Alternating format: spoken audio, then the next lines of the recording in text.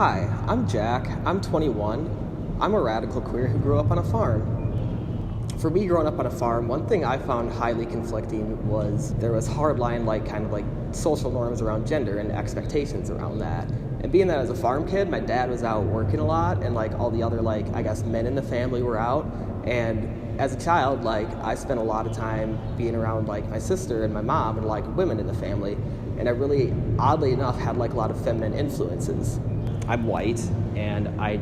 at the time, identified as a straight male, and I even considered my views to be, my political and social views to be conservative and even Republican. And I guess a lot of this is kind of fed into just growing up around a system and around a community where I was really told to be one thing, which was to kind of carry on a lot of patriarchal and generational roles as a farmer's son to someday be the farmer and the hegemony of a house with wife and kids. I really started to question and think about queerness the summer after my freshman year in college. So that summer, I kind of just sat back and I reflected on a lot of my lived experiences and on myself. I kind of came to the conclusion that I at the time thought I was asexual, that I just wasn't straight, and I didn't really have an exact definition or idea of what I was. It was a time that I felt I discovered something huge about myself, but it was just a lot and pressing, and I really didn't have a lot of people to go to and talk about it until really the following fall semester, when I made more friends at school that identified as queer or LGBT. So I really got into anarchism and radical socialism and a lot of very political social ideas and ideologies and beliefs and practices, and along with activism. Right about the same time, I kind of recognized myself as queer and started to come out. So following my freshman year of college,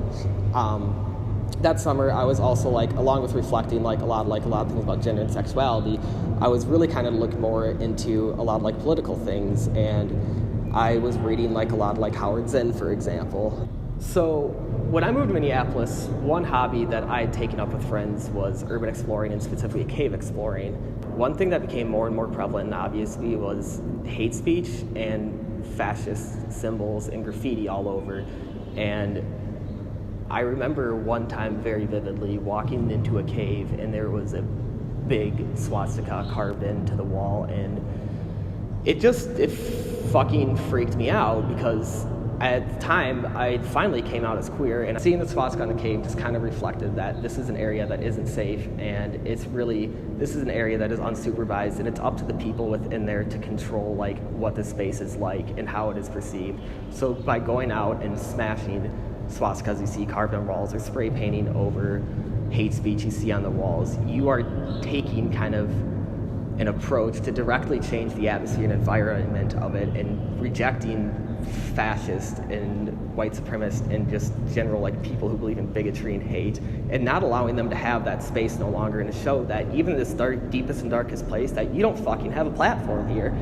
I strongly believe that what queer people need to do in a political and social sense currently is they need to recognize themselves as a community, specifically centered around vulnerability, and get a sense of co-reliance for each other, because capitalism isn't a system that has kept us oppressed. The current relationship that I've noticed between capitalism and the queer community is really, it's created a huge confliction living under capitalism of individualism and communalism. So under capitalism, we as queer people have been taught to think of things on very individualistic terms, and that this has made a huge struggle in queer activism and queer unity, where we need to reject this idea that has been embedded to us from the day we were born, and has been repeatedly taught upon us all through our upbringings and lives, is an individual idea, and we need to essentially build a communal struggle. Some of the great ways that we can build community and struggle is through engaging in activism, and keeping activism as a multi-issue, and recognizing that queer people do come from all walks of life. Being a member of the queer community to me has required me to look upon myself and my presence within the community, but then in contributing and participating in the community, but then just looking back and seeing how the community has affected me, and how I really couldn't have been queer and comfortable and happy with myself if it wasn't for the impact of the community. So recognizing yourself within the community, or for me, myself, within the queer community, is, I guess, representing my presence within the community, and then from there recognizing there's an idea, I guess not an idea, a thing that I learned on a trip to South Africa called Ubuntu, which is